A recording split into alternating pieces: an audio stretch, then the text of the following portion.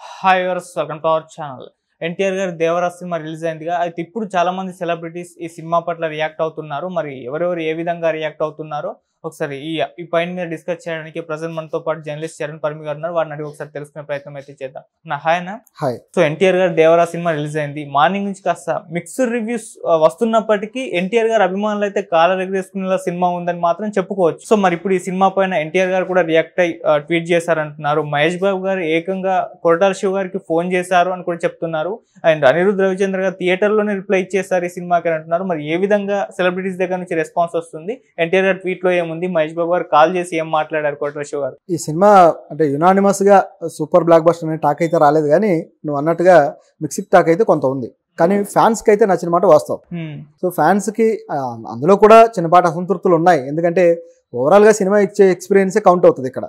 ఎందుకంటే కొన్ని ఎలిమెంట్స్ లేకపోతే ఫ్యాన్స్ పూనకాలు తెప్పించే కొన్ని సీన్లో ఉంటే సరిపోదు. ఓవరాల్ ఎక్స్పీరియన్స్ ఏంటి అనేది ఇక్కడ మ్యాటర్. సో అట్లా చూసుకున్నప్పుడు చిన్న అసంతృప్తులు ఉన్నా సరే ఆ సినిమా టేకింగ్ కావచ్చు, ఆ స్కేల్ గ్రాండ్ స్కేల్లో తీయడం కావచ్చు, ఇదంతా కూడా అద్భుతంగా ఉండి కామన్ ఆడియన్స్ని కొంత అలరిస్తుంది, అలాగే ఫ్యాన్స్ని కూడా కొంత అలరిస్తుంది. ఈ ఖచ్చితంగా మంచి సినిమా అని చెప్పచ్చు ఒక ఆస్పెక్ట్లో. అయితే దీంట్లో ఇక ఇండస్ట్రీ నుంచి ప్రముఖులు ఏంటంటే ఇటువంటి భారీ స్థాయి సినిమా వచ్చినప్పుడు అందరి దృష్టి దాని మీద ఉంటుంది సహజంగానే. సో ఎలా ఉంది, ఎలా తీసుంటారు ఏంటి అనేది చర్చ ఇండస్ట్రీలో ఎప్పుడు జరుగుతూనే ఉంటుంది. సో ఎందుకంటే ఒక నటుడిని కానీ డైరెక్టర్ని కానీ నెక్స్ట్ మెట్టెక్కించే సినిమాలు వచ్చినప్పుడు ఇలాంటి చర్చ వస్తుంది. తర్వాత వాళ్ళ ప్రాజెక్టుల విషయంలో దాని ఇన్ఫ్లుయెన్స్ అనేది ఉంటుంది. ఇది చాలా కామన్గా జరిగే పాయింట్. ఇక్కడ కొరటాల గారు ఆల్రెడీ గత సినిమా భారీగా దెబ్బతింటాం అనే మీద విమర్శలు రావడంతో ఎక్కువ ఫోకస్ అనేది వెళ్ళింది. ఇప్పుడు ఈ సినిమాని హిట్ కొట్టాడు ఒక రకంగా ఖచ్చితంగా. సో దీంట్లో అందరి వైపు నుంచి కూడా ఇండస్ట్రీ సర్కిల్స్ నుంచి కూడా పాజిటివ్ యాంగిల్ వస్తుంది. కొరటాలను అభినందించడం కావచ్చు, మహేష్ బాబు అయితే ట్వీట్ చేసి అభినందించాడు, ఫోన్ చేసి మాట్లాడాడు. యాక్చువల్గా ట్వీట్ చేసి తీసేయండి, ఫోన్ చేసి అభినందించాడు. అలాగే ఎన్టీఆర్ అయితే ట్విట్టర్లో తన ఎమోషన్ని మొదటి షో అయిపోయిన తర్వాత మార్నింగ్ ట్విట్టర్లో పెట్టడం జరిగింది. సో అంటే మీ అపురూపమైన రెస్పాన్స్కి, అభిమానానికి నేను సర్వదా కృతజ్ఞుడై ఉంటాను అని చెప్పేసి ఆయన పెట్టాడు. అలాగే సినిమాను మీరు ఆదరిస్తున్నందుకు చాలా సంతోషంగా ఉందని చెప్పేసి ఆయన వచ్చి ఒక 4 లైన్ల ట్వీట్ అయితే చేశాడు. సో అంటే ఫ్యాన్స్ అభిమానానికి ఆయన ఒకసారిగా పులకించిపోయాడు అనే దానికి ఇది ఒక ఎగ్జాంపుల్. ఎందుకంటే ఎక్కడ చూసినా పండగ వాతావరణం ఉంది. ఈరోజు సుదర్శన్ దగ్గర కానీ చూస్తే మంచి పండగ వాతావరణం కనిపిస్తూ ఉంది. పెద్ద పెద్ద కటౌట్లు పెట్టేసి అనుకోకుండా ఒక కటౌట్ దగ్ధమైంది. అది వీళ్ళు ఫ్యాన్స్ అత్యుత్సాహంతో చేసిన పనికి అది దగ్ధమైంది కూడా. అంటే వాళ్ళ ఉత్సాహం ఆ స్థాయిలో ఉందనే దానికి ఇది ఒక ఎగ్జాంపుల్. సో ఇది పరిస్థితి. ఇక ఏపీలో అయితే ఆల్రెడీ థియేటర్ల సంఖ్య పెంచారు, అలాగే రేట్లు పెంచడం జరిగింది, షోల సంఖ్య కూడా పెంచారు. మిడ్-నైట్ ఉంటే షోలు పడ్డాయి, అందరికీ తెలిసింది. సో ఇట్లా సినిమాకి రావాల్సిన బజ్ పూర్తి స్థాయిలో క్రియేట్ అయిపోయి ఇదైంది. సో ఎన్టీఆర్ కెరీర్లోనే బిగ్గెస్ట్ కలెక్షన్స్, ఓపెనింగ్ కలెక్షన్స్ అందుకునే సినిమాగా ఇది కనిపిస్తుంది. ఇప్పుడు ఇదొక యాంగిల్ అయితే ఇప్పుడు ఇండస్ట్రీ నుంచి అనేక మంది స్పందన కూడా బాగుంది. మహేష్ బాబు ఆయన ఫోన్ చేసేసి కొట్టేశావు శివ అని చెప్పేసి డైలాగ్ వేశాడు. ఎందుకంటే కొరటాల శివకి మహేష్ బాబుకున్న అంత అనుబంధం చాలా మంచి అనుబంధం చెప్పాలంటే. కొరటాల ఫస్ట్ హీరో ప్రభాస్ అయినా సరే మహేష్ బాబుతో ఎక్కువ అనుబంధం ఉంటుంది. ఎందుకంటే మహేష్ బాబు గారు సరిగ్గా ఫ్లాపుల్లో కష్టాల్లో ఉన్నప్పుడు కొరటాల గారు బ్లాక్ బస్టర్లు ఇచ్చాడు. శ్రీమంతుడి సినిమాకు ముందు మహేష్ బాబు గారు ఆగడు సినిమా కావచ్చు, ఈ సినిమాలన్నీ ఫ్లాప్ అయ్యి వరుసగా ఒక ఇబ్బందిలో ఉన్నారు. ఐ థింక్ ఇది 1 నేనొక్కడినే. ఆ సినిమా కూడా సరిగ్గా ఆడక డిసప్పాయింట్మెంట్లో ఉన్నాడు. ఎలాంటి సినిమా చేయాలి ఏంటి అనే తర్జనభర్జనలో పడుతున్న టైంలో ఈ సినిమా వచ్చింది శ్రీమంతుడు. అద్భుతంగా మహేష్ బాబుకి నిజానికి సోషల్ రెస్పాన్సిబిలిటీ ఉన్న సినిమాలు, ఆ కాన్సెప్ట్లు ఇక్కడ నుంచే స్టార్ట్ అయ్యాయి. ఇప్పటిదాకా పోకిరిలు లేకపోతే అదో రకం క్యారెక్టర్లు, దూకుడులు ఇటువంటివి చేస్తూ వచ్చి బిజినెస్ మ్యాన్లు అంతా ఒక రచ్చరంబోల క్యారెక్టర్లు చేసిన మహేష్ బాబు ఒక్కసారిగా రాముడు మంచిబాలు లాంటి క్యారెక్టర్లోకి ఆయన తీసుకొచ్చింది కొరటాలే. అంత చేంజ్ ఓవర్ ఇచ్చాడు మహేష్ బాబుకి. సో ఆ సినిమా మంచి ఉద్దేశాలతో తీసి ఆ సినిమా మంచి బ్లాక్ బస్టర్ అయింది. అందరూ కూడా ఆ సినిమా థీమ్ని కూడా ఇన్స్పైర్ అయ్యారు. సొసైటీ కూడా మహేష్ బాబుకి ఆ విధంగా రెస్పెక్ట్ పెరిగి కొరటాలకి గౌరవాన్ని పెంచింది. తర్వాత మళ్ళీ మహేష్ బాబు వరుసగా 2 ఫ్లాప్లు ఏమో పడ్డాయి. ఆ తర్వాత మళ్ళీ భర్తని నేనుతో హిట్ ఇచ్చాడు కొరటాల. అలా ఆయనకి ఎప్పుడు ఫ్లాప్ వచ్చినా సరే మళ్ళీ నిలబెట్టడానికి ఇటువైపు కొరటాల ఉండడం అనేది గమనించాం. ఆ బ్రహ్మోత్సవం తర్వాత ఫ్లాపులు తిన్నాక మళ్ళీ ఎవరు ఆదుకున్నారా అని చూస్తే కొరటాల. ఇది సినారియో. ఇక్కడ గమనించి చూస్తే కొరటాలని ఈ స్థాయిలో మహేష్ బాబు మెచ్చుకున్నాడు. అయితే ఈ మెచ్చుకోలు వెనక సినిమాలు కూడా ఉంటాయి, అంటే తరువాతి ప్రాజెక్టులు కూడా ఉంటాయి అన్నమాట. అది ఇక్కడ గమనించాల్సిన విషయం. బహుశా వాళ్ళిద్దరి మధ్య ప్రాజెక్టు చర్చలు కూడా జరిగే ఉండొచ్చు, మనకు బయటికి రావు, కానీ జరుగుతూ ఉంటాయి జనరల్గా అయితే. సో ఇప్పుడు అది ఏమన్నా పట్టాలెక్కుతుందేమో చూడాలి.